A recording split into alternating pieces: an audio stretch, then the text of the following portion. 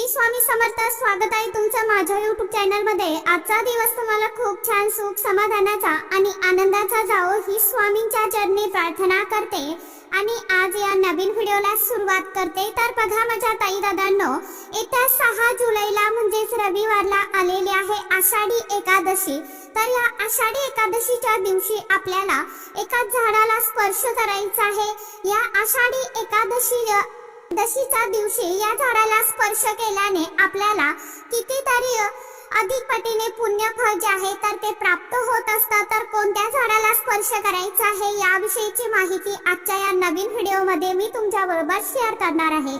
कारण आषाढी एकादशी ही आषाढ महिन्यातील शुक्ल पक्षातील एकादशीला आषाढी एकादशी किंवा देवशयनी एकादशी या नावाने सुद्धा ओळखलं जातं. आषाढी एकादशीला भगवान विष्णुदेवांची पूजा केली जाते आणि उपवास केला जातो. असं मानलं जातं की या दिवशी उपवास केल्याने सर्व पापांचं निवारण होते आणि मोक्ष मिळत असतो. आषाढी एकादशी निमित्त वारकरी मोठ्या संख्येने पंढरपूरला पायी चालत जातात आणि पांडुरंगाचं दर्शन घेतात. आषाढी एकादशीच्या दिवशी भगवान विष्णुदेव हे योग निद्रेत जातात आणि यालाच चातुर्मास असं देखील म्हटलं जातं. भगवान विष्णुदेव हे योग निद्रेतून गेल्यानंतर ते कार्तिकी एकादशीला म्हणजेच देवउठणी एकादशीला योग निद्रेमधून बाहेर येतात आणि पुन्हा सृष्टीचा कारभार हाती घेतात. आषाढी एकादशीचा हा दिवस अतिशय अत्यंत पवित्र आणि शुभ मानला जातो. म्हणूनच या दिवशी भगवान विष्णुदेवांच्या पूजेसोबतच काही प्रभावशाली उपाय देखील केले जातात. तर आज या व्हिडिओमध्ये मी तुम्हाला असाच एक अतिशय अत्यंत प्रभावशाली असा उपाय सांगणार आहे. रविवारी आषाढी एकादशीला या झाडाला नक्की स्पर्श करून या शत्रू तुमच्या समोर गुडघे टेकेल आणि 7 पिढ्यांचं जे काही दुःख, दारिद्र्य, गरिबी आहे तर ती देखील नष्ट होईल आणि कितीही कठीणातील कठीण इच्छा ही देखील पूर्ण होईल. तर असे कोणत्या झाडाला आपल्याला स्पर्श करायचा आहे आणि हा उपाय कोणत्या वेळेत करायचा आहे, कशा पद्धतीने करायचा आहे याविषयीची संपूर्ण माहिती आजच्या या नवीन व्हिडिओमध्ये मी तुमच्या बरोबर शेअर करणार आहे. त्यामुळे तुम्ही हा व्हिडिओ स्किप न करता शेवटपर्यंत नक्की बघा. चॅनल वरती तुम्ही जर हा व्हिडिओ पहिल्यांदा बघत असाल तर चॅनलला आवर्जून सबस्क्राइब करा आणि असेच नवनवीन माहितीपूर्ण व्हिडिओ बघण्यासाठी समोरील बेल आयकॉनलाही प्रेस करा. त्यामुळे काय होईल, जेव्हा कधी मी नवीन व्हिडिओ अपलोड करेल तर सर्वात अगोदर त्याचं नोटिफिकेशन तुम्हाला मिळेल आणि तुम्ही एक पण व्हिडिओ मिस करणार नाही. तर बघा मित्रमैत्रिणींनो, आज जो उपाय मी तुम्हाला सांगणार आहे तर हा उपाय आपल्याला आषाढी एकादशीला करायचा आहे. दिवसभरामध्ये तुम्ही कधीही जेव्हा कधी तुम्हाला वेळ मिळेल त्या वेळेमध्ये तुम्ही हा उपाय करू शकता. आषाढी एकादशीच्या दिवशी वातावरणामध्ये सकारात्मक लहरी ह्या खूप जास्त प्रमाणामध्ये सक्रिय असतात आणि सगळीकडे पांडुरंगाच्या नामाचा जयघोष चालू असतो. त्यामुळे वातावरणामध्ये सकारात्मक लहरी ह्या जास्त प्रमाणामध्ये निर्माण होतात आणि म्हणूनच या दिवशी आपण केलेली सेवा, उपाय जे आहे तर ते खूप प्रभावी ठरत असतात. या उपायांचा आपल्याला निश्चित लाभ जो आहे तर तो होत असतो. जर भरपूर दिवसापासून तुमच्या मनात एखादी इच्छा असेल, प्रत्येकाच्या मनामध्ये काही ना काही इच्छा ही असते, अगदी तुमच्यापासून ते माझ्यापर्यंत. आणि आपल्या प्रत्येक इच्छा पूर्ण होण्यासाठी आपण खूप आयुष्यामध्ये खूप प्रमाणात मेहनत, कष्ट, प्रयत्न, तडजोड करत असतो. परंतु कधी कितीही प्रयत्न केले आणि कष्ट केले तरीही आपल्या प्रयत्नांना यश मिळत नाही. आपली कोणतीच इच्छा जी आहे तर ती पूर्ण होत नाही. आपल्या मनासारख्या गोष्टी घडत नाही आणि म्हणूनच आषाढी एकादशीला आपण जर या झाडाला स्पर्श करून आपली इच्छा व्यक्त केली तर आपल्या मनात कितीही कठीणातील कठीण इच्छा असेल तर ती नक्कीच पूर्ण होईल आणि भगवान विष्णुदेव ती नक्कीच पूर्ण करतील. त्याचप्रमाणे तुम्हाला तुमच्या आयुष्यामध्ये एखाद्या शत्रूंचा वारंवार त्रास होत आहे, तर असे शत्रू आता हा गुपित असेल किंवा शत्रूंचं नाव तुम्हाला माहीत असेल, परंतु शत्रूमुळे तुमच्या आयुष्यामध्ये अनेक अडचणी अडथळे निर्माण होत आहे, शत्रूमुळे तुमची प्रगती थांबलेली आहे, तर असा शत्रू दोष देखील नष्ट होण्यासाठी हा उपाय खूप प्रभावी मानला जातो.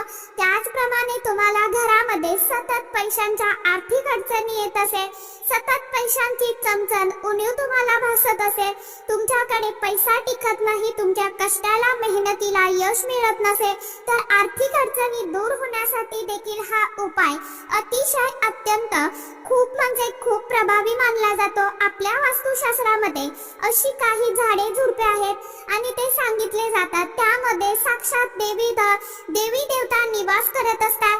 विशेष स्थितीवरती या झाडा संबंधित आपण काही उपाय जर केले तर देवी देवतांचा कृपा आशीर्वाद हा आपल्याला मिळत असतो.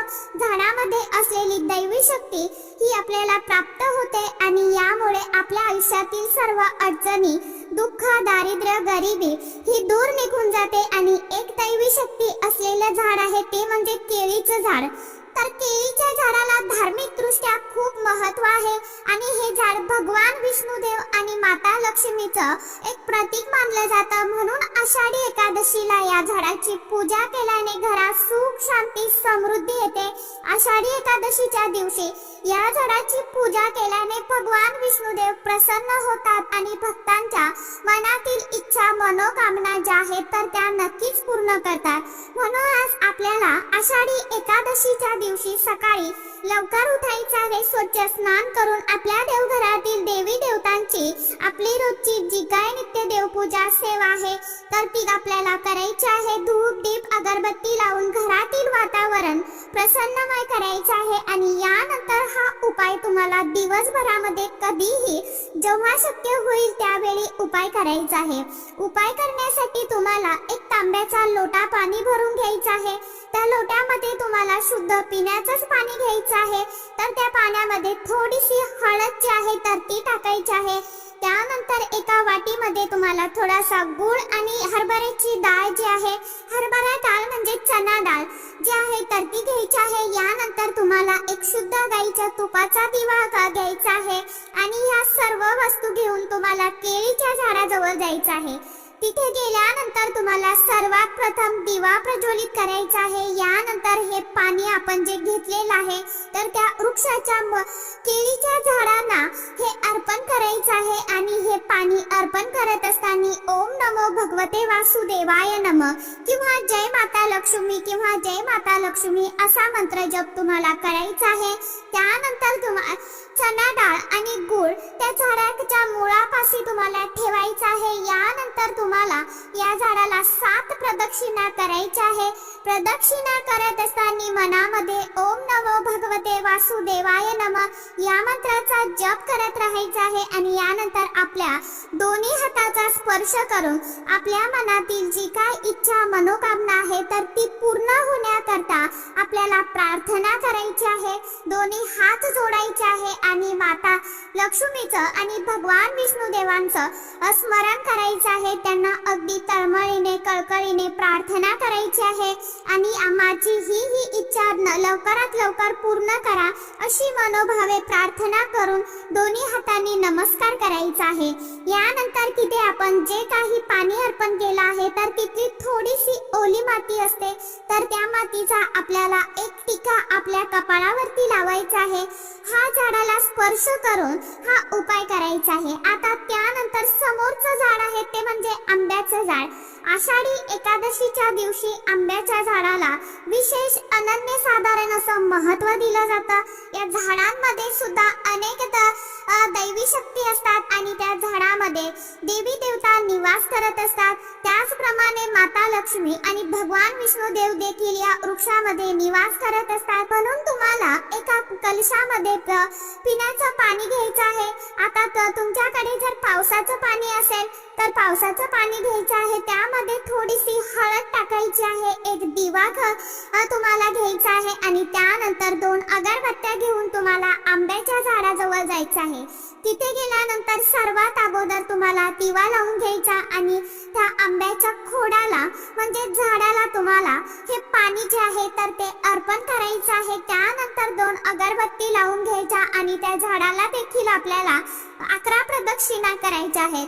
प्रदक्षिणा करत असताना तिथे तुम्ही जे पाणी अर्पण केलेलं आहे म्हणजे झाडाच्या मुळाकडे तुम्हाला एक नजर ठेवून त्या झाडाला प्रदक्षिणा करायची आहे. त्यानंतर त्या झाडाला स्पर्श करून तुमची जी काय मनोकामना आहे, इच्छा आहे तर ती व्यक्त करायची आहे. परत दोन्ही हात जोडून ती इच्छा पूर्ण होण्यासाठी तुम्हाला मनोभावे प्रार्थना करायची आहे. यानंतर समोरचं झाड आहे ते म्हणजे पिंपळाचं झाड. आपल्या हिंदू धर्मामध्ये पिंपळाच्या झाडाला अनन्यसाधारण असं महत्त्व देण्यात आलेलं आहे. या झाडांमध्ये साक्षात भगवान विष्णुदेव आणि माता लक्ष्मी निवास करत असते. या पानांमध्ये देवी लक्ष्मीचा वास असतो, खोडांमध्ये भगवान विष्णुदेवांचा वास असतो आणि म्हणूनच एकादशीला पिंपळ वृक्षाची पूजा ही आवर्जून केली जाते. उपाय करण्यासाठी तुम्हाला एक तांब्याचा कलश पाणी भरून घ्यायचा आहे. कलशामध्ये शुद्ध पिण्याचं पाणी घ्यायचं आहे. त्यामध्ये तुम्हाला एक गुळाचा खडा टाकायचा आहे. त्यानंतर एक दिवा तुम्हाला लावून घ्यायचा आहे. तुपाचा किंवा तेलाचा दिवा तुम्ही घेऊ शकता. त्यानंतर तुम्हाला झाडाजवळ जायचं आहे. तिथे तुम्हाला हा दिवा लावायचा आहे. त्यानंतर हे पाणी जे आहे गोड तर ते पिंपळ वृक्षाला अर्पण करायचं आहे. त्यानंतर 11 प्रदक्षिणा करायच्या आहे आणि झाडाखाली बसून ओम नमो भगवते वासुदेवाय नमः या मंत्राचा जप करायचा आहे. त्याचबरोबर झाडाला तुम्हाला स्पर्श करून तुमची जी काय इच्छा, आकांक्षा, मनोकामना आहे तर ती तुम्हाला तिथे बसून व्यक्त करायची आहे. तर अशा पद्धतीने हा अगदी साध्या सोप्या पद्धतीने हा उपाय आपल्याला आषाढी एकादशीच्या दिवशी दिवसभरामध्ये ज्यावेळी शक्य होईल त्यावेळी आवर्जून करायचा आहे. जे काही छोटे मोठे उपाय आपण करत असतो त्यावेळेस त्याचे जे लाभ आहेत तर ते आपल्याला खूप मोठ्या प्रमाणामध्ये होत असतात. त्यामुळे हा जो उपाय आहे तर तुम्ही नक्की करून बघा.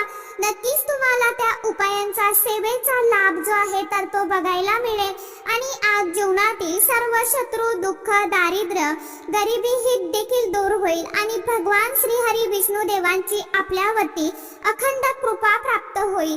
तर अशा सांगितल्या पद्धतीने, सोप्या पद्धतीने तुम्हाला सर्व झाडांची पूजा करणं शक्य असेल तर आवर्जून करा. नसेल शक्य तर किमान एका झाडाची तरी पूजा आवर्जून करा. परंतु केळीच्या झाडाची पूजा अवश्य करा. तर सांगितल्याप्रमाणे उपाय करा, सेवा करा आणि इतर मित्रमैत्रिणींपर्यंत देखील व्हिडिओ जास्तीत जास्त शेअर करा आणि व्हिडिओला एक लाईक आणि एक कमेंट आवर्जून करत जावा.